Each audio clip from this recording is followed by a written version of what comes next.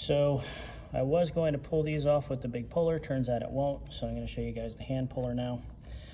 The hand puller is just a much floppier mechanism for us, so it's a little bit harder to work with, and getting it lined up requires a lot more accuracy than the other one does. If you get this off center, it's going to fight you and want to twist instead of wanting to pull.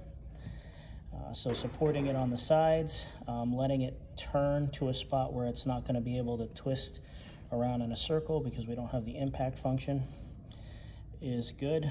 And as it tightens, it may want to walk toward me, which it's doing a little bit, and I'm actively pushing this way while I twist to fight that, and it is coming up for me.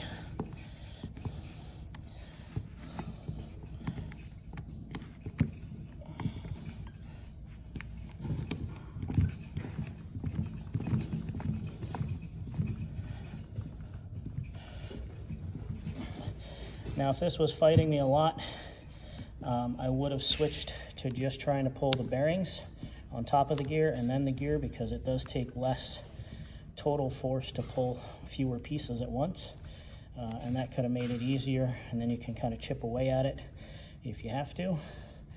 But in this case, I was fortunate enough to be able to just do it this way. So we did that, and that's my spindle number 4.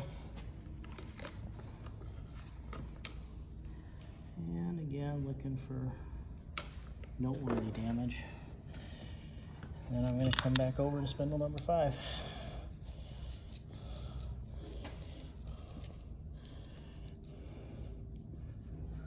Just a heads up, Shane, you were ringing. I was?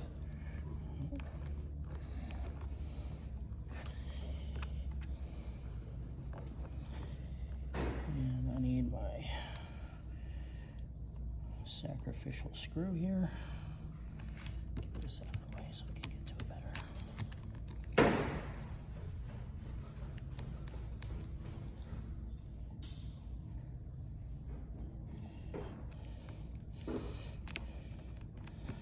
Your sacrificial screw doesn't have to be bottomed out, but it should be at least 3 or 4 full threads in before you start putting pressure on it.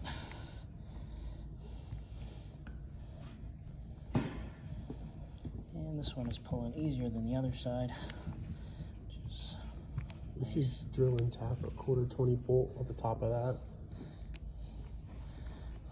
You know what I mean? Why would we tap it? The handle, so then you could use an impact driver. That's not a bad idea, Nicholas. All right, that's number 3.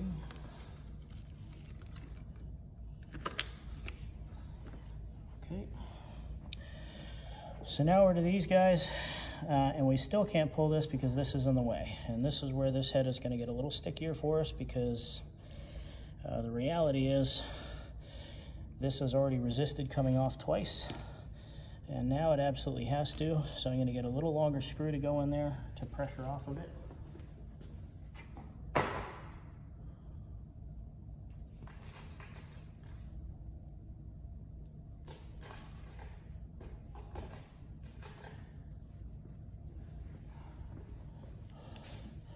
I'm going to try to pull just the drive tang itself, but because I've got the long screw, in theory, I can pull it up the shaft of the screw, and then once it breaks loose, I'll be able to take the screw out and go for other pieces. In theory. Now, I can feel already my jaws are not getting me a good grip on here, so I'm going to use a flat bar and see if I can't leverage these bad bearings as much as I can. Try and get my puller teeth in there. If it doesn't want to, then I'm gonna have to get more creative with pulling this guy. It doesn't want to. So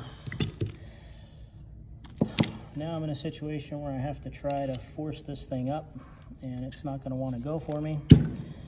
And so to do that, I'm gonna hammer this down into that, but we're gonna do that in a vise where we've got some good support and some backrest and we're not banging against ourselves. So we can pause and we'll set up